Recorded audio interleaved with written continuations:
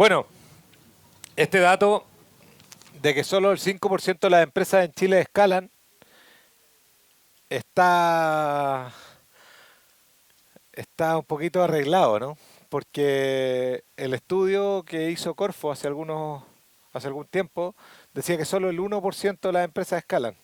Y cuando conversamos sobre esta presentación y otras, nos dijeron, no, uno es demasiado poco, así que tratemos de poner un número un poquito más digno.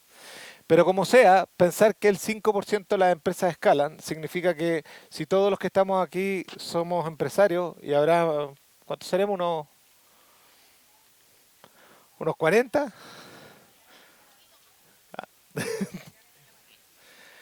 Bueno, hay muy pocos que van a escalar. Y el problema entonces es que efectivamente es nuestro escenario. Y eso tiene que ver en general porque la aproximación que nosotros tenemos a cuando hacemos empresa está muchas veces centrada en nuestra habilidad, ¿no es cierto? En por qué partimos un negocio y por qué nos dedicamos a eso. Y muy pocas veces somos buenos colaborando o teniendo la capacidad de mirar cuáles son las otras disciplinas, ¿no es cierto?, que nosotros no tenemos y que debiéramos considerar. A este número podemos sumar además que el escenario está bastante complejo, ¿no es cierto? Y no me refiero solamente al estallido y a cómo cambiaron las cosas, porque eso también es un reflejo de lo que venimos viviendo. Me refiero a datos como estos, de que hoy día el 42% de las personas no confía en lo que dicen las marcas.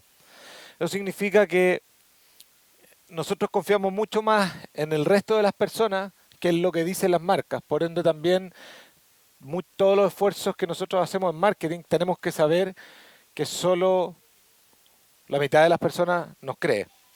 En general, nosotros creemos mucho más, ¿no es cierto?, en lo que nos dice un amigo y por ende entonces también este auge de los influencers, que son personas que las podemos ver como naturales o microinfluencers, ¿no es cierto?, que son personas como nosotros, a los cuales sí tendemos a confiar. Otro dato importante es que cuesta un 20% retener a un cliente y nosotros en general cuando estamos como en una situación de problema salimos a buscar más clientes, ¿no? Y el generar un cliente es 4 veces más difícil que retener un cliente actual. Y no solo eso, el 80% de las ganancias de las compañías vienen del 20% de los clientes. Es decir, entonces, en los clientes existentes tenemos el potencial de aumentar nuestras ganancias tal vez mucho más que buscando clientes. Y aquí un pequeño paréntesis, cualquier esfuerzo que nosotros hagamos para atraer clientes es marketing, cualquier esfuerzo que nosotros hacemos para retener clientes es branding. La experiencia se ha vuelto clave, ¿no es cierto? ¿Quiénes de ustedes venden experiencia? ¿Y el resto que vende? Una experiencia también. Pero los que venden producto dejaron de vender producto hace tiempo y empezaron a vender experiencia, ¿no es cierto? Y es así como cambió y es así lo que han entendido las grandes compañías de lo que uno compra es una experiencia. Nike dejó de vender zapatillas y equipo deportivo y empezó a vender la oportunidad de ser o transformarte en el atleta o despertar tu atleta interior, ¿no es cierto? Y por ende hay un montón de cosas que hace que no están cobradas, ¿no es cierto?, que tienen que ver con cómo yo entrego esa experiencia. La industria automotriz también se ha movido fuertemente del transporte a la experiencia del usuario, ¿no es cierto?, del que maneja, y eso ha cambiado evidentemente cómo son los vehículos y cómo están configurados interiormente. Se corta esta cosa, así que denme un minuto.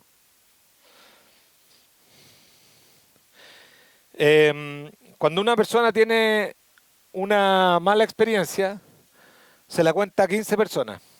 Y cuando nosotros tenemos una buena experiencia, se la contamos a 6. Esa también es nuestra naturalidad humana de centrarnos en lo negativo, pero la oportunidad es que cuando hacemos algo bien, igual hay personas que la van a contar por nosotros, ¿no es cierto? El 84% de los usuarios creen que las marcas tienen el poder de hacer que el mundo sea un mejor lugar. Y eso para mí también es muy importante, porque cuando hablamos de despertar o estallido social, y cuando nos centramos en el gobierno o en los políticos, ¿no es cierto?, de cualquier partido, creo que en verdad pueden resolver solo una pequeña parte del problema. El resto lo podemos resolver nosotros como personas y evidentemente el gran poder lo tienen las empresas. Y ahí tenemos la oportunidad de hacer que esto sea mejor para todos, ¿no es cierto? Y eso también impacta al interior de las compañías. Está más lenta de lo que me gustaría. El 87% de los colaboradores no están comprometidos con la compañía que trabajan. Y eso probablemente también el problema de muchos de nosotros es que tienen una alta rotación, ¿no es cierto? Gente no comprometida y gastamos mucha energía en eso, ¿no es cierto? Y no sabemos mucho cómo resolverlo. El 50% de las personas dice que no trabajaría en una empresa con mala reputación y las empresas que tienen buena reputación o un propósito claro tienen el doble de postulaciones. Y además son 50% más rentables que las otras, ¿no? La pregunta entonces es, ¿qué necesitamos para sobrevivir? Para no centrarnos en puros problemas y en una descripción de escenario. Lo que pretendo es entregarle como algunos datos y la pregunta esta tiene tal vez dos respuestas o iniciativas. Lo primero es darle una vuelta a cómo entendemos la marca y los negocios. Y eso creo que es muy importante, ¿no es cierto? Y lo segundo es ser capaces de liderar una tribu. Evidentemente, cuando uno dice charla de branding, probablemente muchos de ustedes habrán dicho, bueno, ¿cómo esto puede ayudarnos en tiempos de crisis? Tal vez tendrá que ver con el logo y es por eso que hemos querido como erradicar algunos mitos primero. Cuando estamos hablando de marca, no estamos hablando del logo, no estamos hablando tampoco de la identidad y todo el sistema, tampoco estamos hablando del producto, estamos hablando de esa sensación visceral de una persona sobre un producto o servicio. Es esa sensación de guata que cada uno de nosotros siente de una compañía. Y es una sensación visceral porque genera conexión emocional y la conexión emocional conduce a preferencia y lealtad. Los que creen que sus decisiones, cualquiera sean, son analíticas, están equivocados. Los que para comprarse un auto hacen una planilla Excel para evaluar características, lo único que están haciendo es darle valor a lo que a ellos realmente les interesa, ¿no es cierto? La decisión finalmente igual es emocional y es de una conexión emocional. Es lo que a mí me hace sentido. Es decir, entonces, cuando nosotros tenemos preferencia y lealtad, eso permite que nosotros vendamos más, que vendamos a mayor precio, a mayor cantidad de personas y sostenidamente en el tiempo. Entonces, cuando hablamos de marca, estamos hablando de esa conexión emocional que conduce a preferencia y lealtad de nuestros clientes para aumentar las ventas. Y por eso es tan importante. Y por eso tiene directa relación con nuestro quehacer diario, ¿no es cierto? Y entendido así, no es lo que nosotros decimos, y eso cambia de alguna manera cómo lo entendíamos, es lo que ellos dicen. Y por eso es necesario ponerse del lugar de nuestros clientes para entender cómo somos percibidos, ¿no? En este contexto, el modelo cambió radicalmente hace algún tiempo y probablemente no nos hemos dado tanta cuenta, ¿no? Pasamos de compañías que construían marcas, esas marcas atraían clientes y esos clientes sustentaban la compañía. De nuevo volviendo a Nike, en los años 80 contrataban a una estrella como Michael Jordan, ¿no es cierto? Hacían una zapatilla, decían que con esas zapatillas iba a poder volar, solo ellos hablaban, uno se compraba las zapatillas, no saltaba nada, ¿no es cierto? Pero no teníamos a quién contarle eso y Nike podía seguir diciendo eso todo el tiempo. Entonces ellos construían su marca y obviamente nosotros sustentábamos las ventas a partir de nuestras compras. El nuevo modelo, las compañías lo que podemos hacer es crear clientes, porque son esos clientes los que construyen la marca. Lo realmente relevante es lo que digan ustedes de las compañías con las que se relacionan, no lo que dicen ellos. Y eso evidentemente es porque el poder ha cambiado, ¿no es cierto? Esto lo dijo en el año 1954 el señor Peter Drucker. Los negocios tienen un solo propósito válido, que es crear un cliente. Y eso probablemente lo han escuchado harto cuando escuchamos de centrarse en el cliente, ¿no? ¿Y qué significa centrarse en el cliente y construir nuestras compañías en torno al cliente? Algunas nuevas realidades. El poder ha pasado de las compañías a los clientes, ¿no es cierto? El poder lo tenemos todo, lo tienen las personas. Si no, pregúntenle al gobierno quién tiene el poder. Entonces, efectivamente, son los clientes los que hoy día construyen las marcas. Las personas no están enfocadas en productos, sino en significado, y eso ha hecho que la cosa evolucione, ¿no es cierto? Hace algunos años lo importante era el producto, luego pasamos a las características, de las características a los beneficios, de los beneficios a la experiencia, probablemente todos hoy día escuchamos harto hablar de la experiencia, ¿no es cierto? Y luego al significado, ¿no es cierto? Entonces, los clientes o nosotros compramos para construir nuestras identidades. Y eso probablemente uno dice, bueno, eso es evidente, ¿no es cierto?, en los más jóvenes, en el Guaso Isla con su bolera Armani, pero no solamente, ¿no es cierto? Todo lo que nosotros, como nosotros nos vestimos, a las cosas que nos relacionamos, los productos que usamos, son la manera en que podemos construir y contarle al mundo cuál es nuestra identidad. Es decir, entonces la pregunta es, si yo compro este producto, ¿en qué me convierte? Si yo uso Twitter, me convierte en una fuente de información, ¿no es cierto? Fuente de información porque puedo, yo soy un buen tuitero, porque puedo retuitear cosas que me parecen importantes, o porque capto la última información y me permite en mi medio social poder compartirla, ¿no es cierto? Y esa es la razón por la cual yo me uno a Twitter.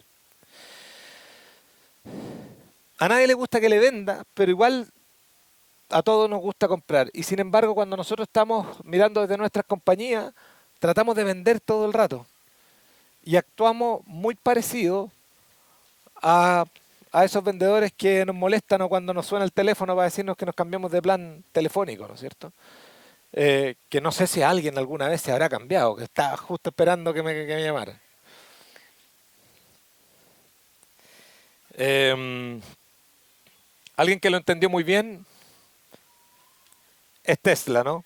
Que dejó de vender autos como todo el mundo vendía y simplemente los puso a disposición para que la gente que quisieran se aproximaran.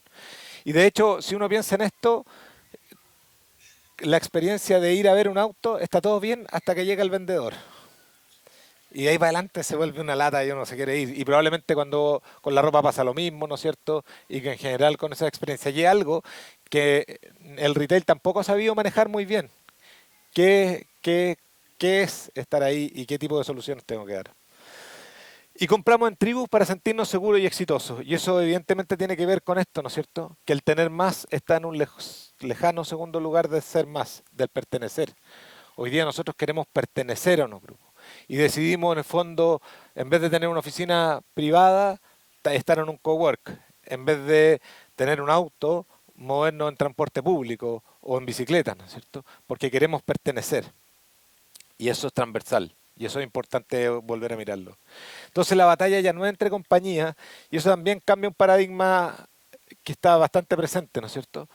Que es que quienes hacen lo mismo que yo son mi competencia y tengo que destruirlos.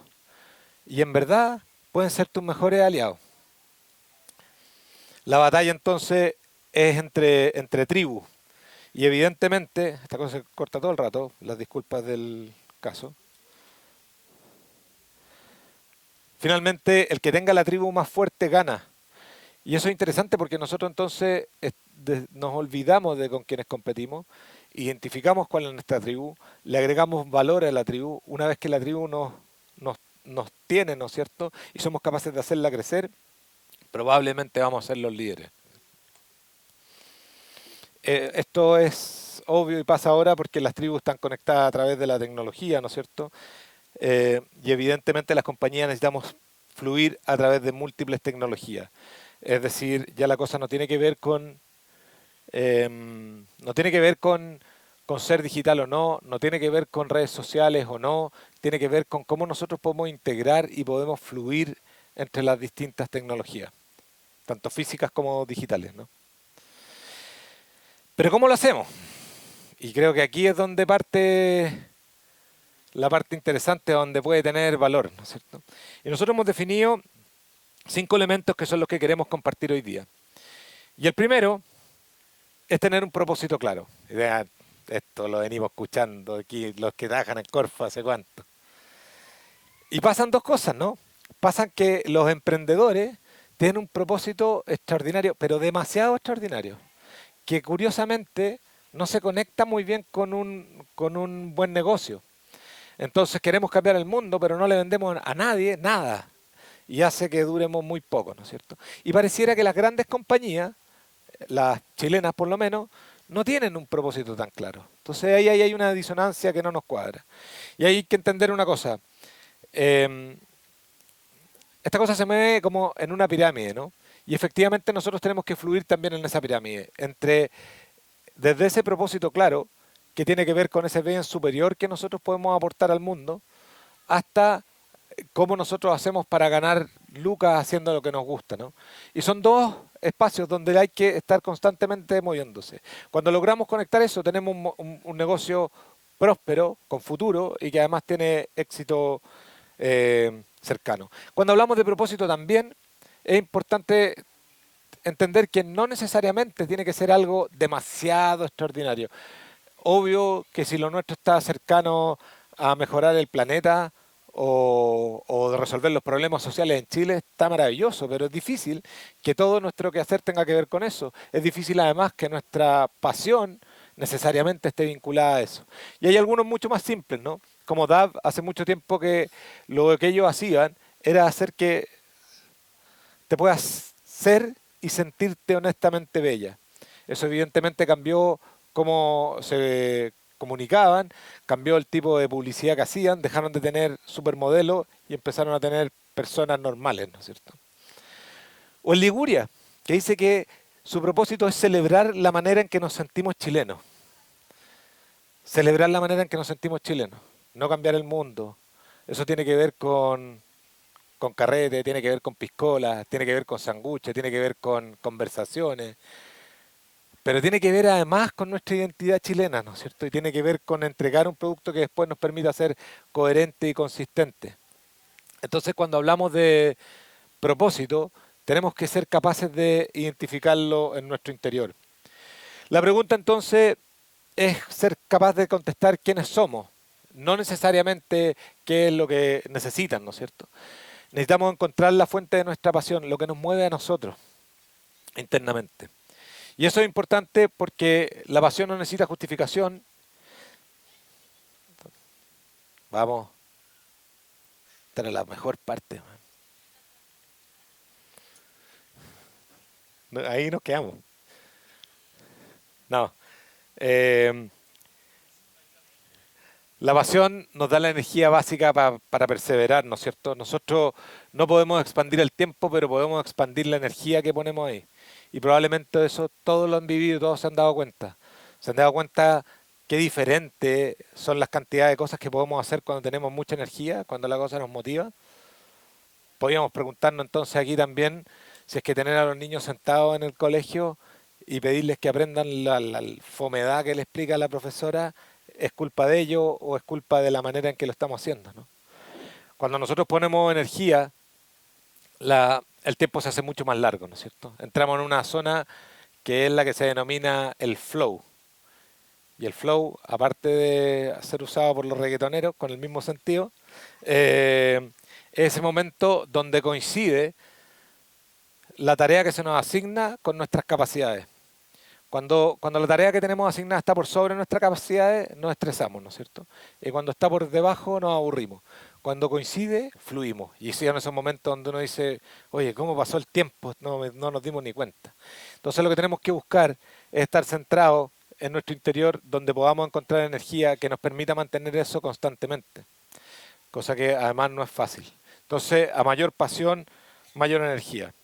Y evidentemente la pasión compartida lleva a propósitos compartidos y permite atraer talento, ¿no es cierto? Retener talento y buscar gente que tenga la misma pasión. Acá hay algunos muy buenos ejemplos, ¿no es cierto? Como el Circo del Sol, que dice que es para invocar la imaginación y despertar los sentidos y las emociones de la gente en todo el mundo. O Tesla, que dice que es para acelerar la transición mundial hacia la energía sustentable. Que eso, evidentemente hoy día lo podemos mirar y no hace mucho sentido, ¿no es cierto? Porque ya Tesla es bastante más que una empresa de transporte. Pero antes es muy interesante cómo ellos tenían un propósito que es mucho más grande, ¿no es cierto?, que lo que estaban haciendo originalmente, que eran vehículos deportivos, ¿no? Que ya era bastante grande, pero además tenía algo, ¿no es cierto?, que los podía empujar y llevar más lejos. O Lego, que dice que es para inspirar y desarrollar a los constructores del mañana. No habla de jugar, de entretener, habla de inspirar y desarrollar a los constructores del mañana. Lego es una compañía familiar también, como hablábamos antes, como probablemente son todos de acá. Sigue siendo el CEO un señor Christensen heredero directo del fundador, y es la compañía de juguetes más grande del mundo, con un solo producto. Y ha logrado, a partir de eso también, ser capaces de relacionarse con un montón de compañías y generar valor, ¿no es cierto?, a diferencia tal vez de compañías como Mattel, que tiene muchos productos y que hoy día es más chica que Lego. Voy a volver hacia atrás. Microsoft dijo para poner computadores en todos los escritorios y en cada hogar. Los que son un poco más viejos, como yo, o, o más, recordarán que cuando estaban en la universidad probablemente había un compañero que tenía un computador, ¿no es cierto? Y uno se arreglaba para ir a la casa de él entre todos para poder hacer el trabajo. Entonces cuando Microsoft decía en esa época que iba a poner computadores en cada hogar, uno decía, no va a pasar nunca. Eso llevó a que Microsoft fuera la compañía que es, ¿no? Pero pasó que lo hicieron. A partir de estos devices, ¿no es cierto? Todo el mundo tuvo acceso a la tecnología y la pasión se les acabó y Microsoft entró en un vacío y dejó de ser esa compañía efervescente que era. Así que ellos decidieron redefinir su propósito y tiene hoy día que dice permitir que las personas y empresas en todo el mundo realicen todo su potencial. El problema es que cuando nosotros queremos desarrollar nuestro propósito, probablemente lo que hacemos es agarrar compañías como esta y tratar de cambiarle algunas frases o palabras para que en el fondo nos quede igualmente cool, pero que diga más o menos lo que nosotros queríamos decir, ¿no es cierto? O el otro ejercicio que hacemos es que agarramos muy buenos propósitos y los mezclamos todos y terminamos con una mega definición que en realidad no hace mucho sentido porque son una serie de palabras complejas y eso está lleno en compañías importantes. El punto es que para poder contestar esa pregunta necesitamos entrar en nuestras verdades más profundas. Ya no he oído hablar por ahí que dicen que las verdades nosotros mentimos, ¿no es cierto? Porque nuestras verdades más profundas no las decimos. Lo que nosotros sabemos está en nuestro subconsciente, no está en nuestro consciente. Y cuando nosotros tratamos de llevar nuestro subconsciente al consciente, mentimos. Es decir, cuando yo tengo que contarles algo que es muy personal, lo voy a ajustar al contexto donde estoy. Y eso pasa constantemente, ¿no es cierto? Entonces, la pregunta es cómo nosotros podemos llegar a ese lugar. Y aquí hay un buen truco y es un ejercicio que nosotros usamos, que es una herramienta con la cual podemos permitirle al subconsciente hablar el idioma del consciente. Y hay que hacer algunas trampas. Y esta es una buena idea. Nosotros partimos por escribir el obituario, por imaginar que han pasado 20 años y la compañía desaparece. Y tenemos que escribir un obituario. ¿Sabes lo que es un obituario, no es cierto? Cuando uno escribe un obituario, uno no dice, Juanito aprendió a caminar, después se comía toda la papa y así toda la vida, ¿no? Se centra en las cosas realmente importantes. Si nosotros escribimos el obituario de nuestra compañía, nos vamos a centrar en las cosas realmente importantes. Y hagan el ejercicio y pónganle sentimiento y escríbanlo lo más triste posible, de pensar qué es lo que hicimos, qué cosas cambiamos, cómo era el mundo antes, por qué lo vamos a echar de menos. Y cuando hagan ese ejercicio se van a dar cuenta de que ahí está la respuesta a esas verdades profundas de qué es lo que de verdad los mueve como compañía. De esos conceptos podrán escribir entonces un nuevo propósito. Esto después en la web de MX pueden entrar y está el test y pueden conectarse. No es necesario que lo intenten pinchar y hacer ahora. Y nos puede articular una buena conversa también si es que a alguno le interesa. A partir de ahí entonces seleccionen esos conceptos que son relevantes para que puedan escribir un nuevo propósito. Y hagan el ejercicio porque es probable que cambie a pesar de que ustedes crean que tienen un muy buen propósito. Y no estoy poniendo en duda a ninguno de los que lo tienen, que es probable que así sea. Como dijimos antes, Corfo sabe y hace rato que hablan del propósito. Lo que no nos han dicho es cómo transformamos el propósito en un buen negocio. Y la clave para transformar esos propósitos que nosotros tenemos en un buen negocio es ser capaz de tener una diferenciación única, de encontrar qué es lo que nos hace únicos. Y los chilenos también somos malos para esto, porque tenemos esa cosa como de humildad, ¿no es cierto? Y decimos, ¿cómo vamos a ser únicos? Si siempre va a haber alguien que lo haga. Pero la declaración y explorar qué es lo que lo hace único es precisamente lo que después hace que algunos clientes te prefieran en torno a otros. Porque si no, tú puedes tener un muy buen propósito, pero eres igual a muchos más, ¿no es cierto? Si yo quiero alimentar el mundo y tengo un restaurante y soy igual a todos los otros restaurantes, no podrían elegirte yo una casualidad. Y entramos en variables que tienen que ver más bien con el mercado, ¿no es cierto? No, es que la crisis, hay mucho menos gente que viene, y así. Pero resulta que hay negocios gigantescos y extraordinarios que partieron en los peores momentos. Y hay algunos que siguen vendiendo cuando ya nadie vende, ¿no es cierto? Em, GoPro, por ejemplo, encontró un nicho donde fueron únicos, ¿no? ¿Y qué es lo que hicieron? En una época donde las cámaras digitales intentaban tener cada vez pantallas más grandes y ese era un plus, ¿no es cierto? No sé si se acuerdan, pero antes las cámaras tenían una pantallita chiquitita que no se veía nada y el gran crecimiento y mejora de un año a otro era el tamaño de la pantalla y evidentemente la resolución. GoPro lo que dijo fue sacarle la pantalla y cambiarse a un espacio donde no había nadie, que era el espacio, ¿no es cierto?, de poder unirse a deportistas extremos para que pudieran ser héroes, ¿no es cierto?, y pudieran registrar sus aventuras. Y así han estado hasta el día de hoy, ¿no es cierto? Que hoy día uno podría decir este terreno se empezó a poner un poquito más confuso por los drones, ¿no? Que permiten hacer algo parecido sin necesariamente tener la misma tecnología. Y yo creo que por ahí podría aparecer como un siguiente competidor. O uno tan clásico como este, que dice M&M son los únicos chocolates que no se derriten en tus manos. Y eso es interesante porque además es algo que no tiene que ver con los clásicos beneficios de la categoría. Para mí, los que peor lo hacen es la industria del vino, donde cuando uno le pregunta por qué tu vino es único, siempre te responden lo mismo, ¿no es cierto? No, lo que pasa es que nosotros estamos en un terroir que es único, o tenemos unas viñas que son únicas, o el enólogo es único. Y al final es siempre lo mismo. Y eso es probable que sea único porque es distinto al otro, pero para nosotros como clientes nos da lo mismo. No logramos generar una diferencia. El mundo del chocolate se maneja más o menos igual, ¿no es cierto? El cacao y la calidad del cacao y los ingredientes y la receta y la tradición, etcétera. Y al final tampoco encontramos espacios que sean muy diferenciadores. Pero M&M encontró un espacio que no tenía que ver y que podía ser irrelevante para la categoría, pero no para los niños y menos para los padres de esos niños que querían que llegaran, ¿no es cierto?, con las manos más o menos dignas. O en un caso chileno, Magún, que es la única agua de lluvia de la selva patagónica chilena. Selva patagónica, ¿no es cierto?, la selva valdiviana. Y cuando hablamos de selva patagónica y selva valdiviana, esto adquiere muchísimo más valor cuando lo llevamos fuera de Chile, porque Magún es la única agua de lluvia de la Patagonian Rainforest.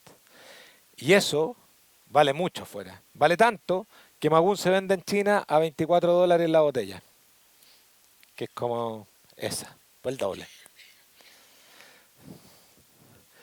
La pregunta entonces, ¿qué nos haría ser único en nuestra categoría? Y para poder contestar eso, debiéramos llegar a ser capaces de decir esto. Nuestra marca es el único servicio y cuál es el valor que tiene, ¿no es cierto? Prius es el único auto híbrido que simboliza dedicación con el medio ambiente. Efectivamente, hoy día todos hablan de autos híbridos, ¿no es cierto? Pero Prius hizo un auto híbrido hace 20 años. Cuando salieron los siguientes, ya eran híbridos, sí, pero si yo le quiero declarar al mundo que me preocupa el medio ambiente, este es el auto que probablemente tenga que tener. O el Circo del Sol, que es el único circo que tiene sofisticación de Broadway, ¿no es cierto? O el Kindle, que es el único lector que es un libro, una tienda de libros y una librería todo junto. O Twitter, que es el único servicio de medios sociales basado en mensajes de 280 caracteres. ¿Cómo lo hacemos? Tenemos que contestar estas preguntas. Primero, ¿qué eres? Tu categoría.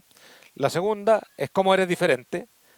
La tercera es quiénes son tus usuarios y clientes. ¿Dónde se localizan? ¿Por qué es importante? ¿Y cuándo te necesitan? Nosotros podríamos ser diferentes en todas ellas o solo en una. Podríamos ser un producto que no tenemos ninguna diferencia, pero es para quién es diferente, para el tipo de usuario. Harley Davidson, charán, es el único fabricante de motocicleta que hace motos grandes y ruidosas, demasiado ruidosas, para hombres machos o que quieren serlo, mayormente en Estados Unidos, que quieren unirse a una banda de cowboy en una era donde la libertad personal ha disminuido. Eh, Piensen en eso, que es muy importante. La libertad personal ha disminuido. y si disminuye la libertad personal, es probable que nosotros queramos encontrar un espacio donde podamos sentirnos libres nuevamente, ¿no es cierto? Y es probable entonces que unirse a una banda de cowboy y pegarse un paseo así de fin de semana sea el gran placer. Entonces, Harley Davidson deja de estar en la categoría de las motos, deja de estar en la categoría del transporte y empieza a vender, ¿no es cierto?, esa experiencia de poder estar en ese lugar donde uno está con sus amigos y se une a una banda de cowboy. Harley hizo una Harley eléctrica, por suerte, porque yo encuentro que nada más desagradable que el rollo de la Harley. Probablemente los amantes de ella me dirán lo contrario, pero de esa declaración nosotros vamos a poder bajar a la que dijimos anteriormente, ¿no es cierto? Y aquí también herramientas que luego podremos compartir con ustedes, que en el fondo a esa pasar de la definición larga a la corta. Les recuerdo entonces que lo que hemos tratado aquí es de compartir algunas herramientas que son las que usamos nosotros habitualmente cuando hacemos nuestra pega, y que les permite recorrer un camino, ¿no es cierto? Y que ese camino sea seguro y que la conversación final sea llevada por un embudo que nos lleve a mejores respuestas. Lo tercero es tener una personalidad, que es algo que tal vez no nos tomamos mucho tiempo, ¿no es cierto? Es describir tu compañía como si fueras una persona.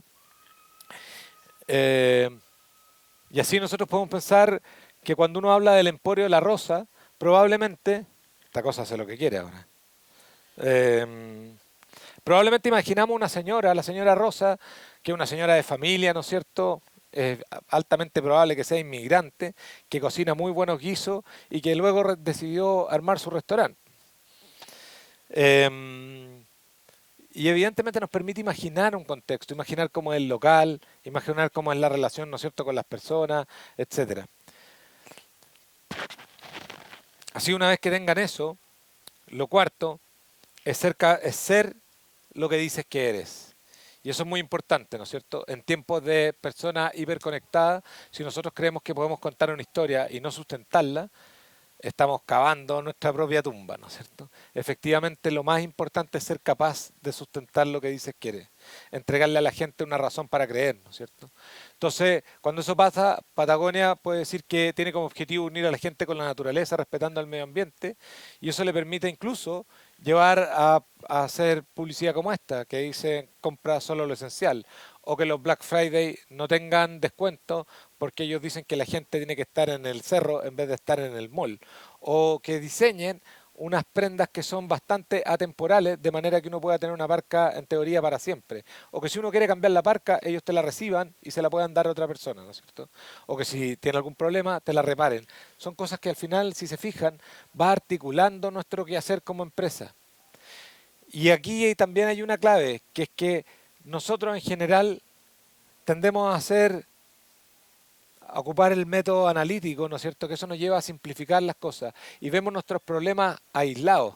Es decir, tenemos problemas de venta, o tenemos problemas con la gente que trabaja, o tenemos problemas de cliente, o tenemos problemas de servicio, y no entendemos que es un todo. Y cuando nosotros trabajamos aisladamente pasan dos cosas. La primera es que gastamos una energía gigante en resolver problema a problema. En realidad tres. La segunda es que estamos todo el día haciendo pega táctica, que quien no de aquí se pasa el día en eso, ¿no es cierto? En vez de poder estar pensando en la compañía. Y la tercera se me olvidó, pero eh, ¿cuáles eran las anteriores? Ya me voy a acordar. Actividades tácticas. Ah, es que cuando nuestras organizaciones son sistemas, y cuando nosotros afectamos una parte del sistema, cambia el problema. Eso es lo que nos pasa como país también, ¿no es cierto? Si nosotros creemos que el problema tiene que ver solo con el ingreso, o solo con la AFP, o solo con el transporte, y movemos esas perillas, el problema cambia. Pero no lo resolvemos, ¿no es cierto? Esta aproximación nos permite tener una visión sistémica, ¿no es cierto? Y tener una sola manera de abarcar todo y darle coherencia y consistencia, como hablábamos antes, a nuestro quehacer y a nuestras tareas. Y efectivamente, ganamos mucho tiempo con eso. Y nos permite que las decisiones sean más fáciles. Si nos invitan a un evento y debemos o no debemos participar. Si tenemos que asociarnos a alguien o si tenemos que desarrollar un nuevo producto. ¿Qué producto va a ser? Cuando nosotros tenemos eso definido, resulta mucho más fácil. Soler dice que es la única sanguchería donde puedes vivir la experiencia del más puro lomito de Chile con el sello de la tradición familiar, ¿no es cierto? ¿Qué es lo que tienen ellos para decir? Tienen un criadero y tienen un clásico restaurante, ¿no es cierto?, en camino al sur, en Curicó, que muchos de los chilenos que hemos viajado hemos pasado por ahí y que conocemos. Entonces, hay ciertas cosas que ellos pueden decir, llevamos muchos años haciendo esto y además tenemos criadero de cerdo, que es muy raro que un restaurante tenga sus propios cerdos, ¿no? Porque hoy día nadie lo haría. Y eso permite tener una diferenciación que en verdad en un mundo de sanguchería le genera una oportunidad única. ¿Quién ha ido a Soler en Santiago? ¿Cómo le...? Bien, bien, Nico. Está arreglado. Eh, bueno, está lleno, ¿no? ¿Saben? Bueno, está en Nueva Las Condes, en un local que está, yo diría que bajo el nivel de la tierra, no tienen patente de alcoholes, y en estricto rigor pareciera que una sanguchería en un lugar de oficina tenía poco éxito, ¿no? Todos los locales que estaban alrededor de Soler cerraron, hoy día son todos sangucherías, que toman rebalse de Soler, que le da 4 vueltas a las mesas y que pagó su inversión en solo 3 meses. Así de importante son ser consistente y coherente con estas definiciones. Y lo último es diseñar los puntos de contacto bajo estas actividades y definiciones, ¿no es cierto? ¿Qué es lo que pasa a veces? Que tenemos buenas definiciones, que sabemos lo que queremos ser, pero que no se lo decimos al mundo. Y el mundo entiende otra cosa de nosotros. Y ahí hay un problema grave, ¿no es cierto? Entonces, aquí el ser y el parecer van íntimamente ligados, ¿no es cierto? Y es por eso que cuando hablamos de branding, hablamos desde estas definiciones a ser capaces de expresarlas, ¿no es cierto? ¿Qué queremos decir con esto? Es que con esto podemos definir cómo son las relaciones con nuestros trabajadores, proveedores y clientes.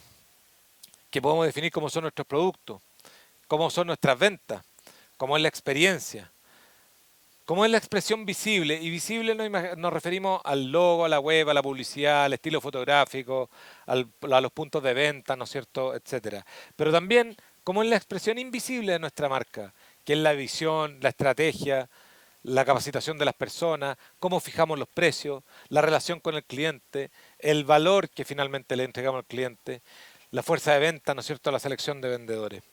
Cuando una empresa logra tener una experiencia consistente en cada relación que tienes con ella, cuando nosotros, una empresa nos dijo algo y la experiencia que tuvimos al vivirla es igual a lo que nos dijo y es igual además a la experiencia que tienen sus trabajadores, y eso se nota siempre, se arma lo que llamamos este circuito de autenticidad. Y ese es el circuito que tenemos que ser capaces de armar. Y para eso no se necesita ni mucha plata ni una mega organización. Se necesita centrarse y dedicar el tiempo y la energía necesaria a tener buenas definiciones que nos permitan articular nuestro quehacer después. Finalmente es un compás, ¿no es cierto?, que nos empieza a decir, o brújula, hacia dónde tenemos que ir. Y nos permite además a toda la organización trabajar alineadamente. ¿Bien? ¿Alguna pregunta?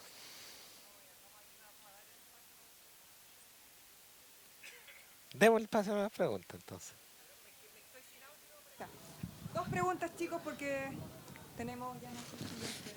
Dos preguntas y antes de despedir a Cristian, aprovechen. 39 minutos, suena... Súper. ¿Viste? Excelente, o sea, aprendamos un poquito de esta herramienta de presentación efectiva. Un aplauso, gracias, gracias. Aceptamos dos preguntas porque luego estamos con el panel de negocios sostenibles y ya están acá.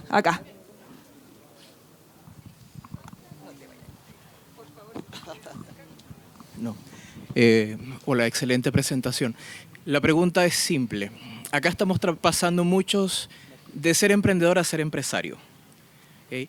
Y en muchas partes te dicen al emprendedor, bueno, fíngelo antes de serlo.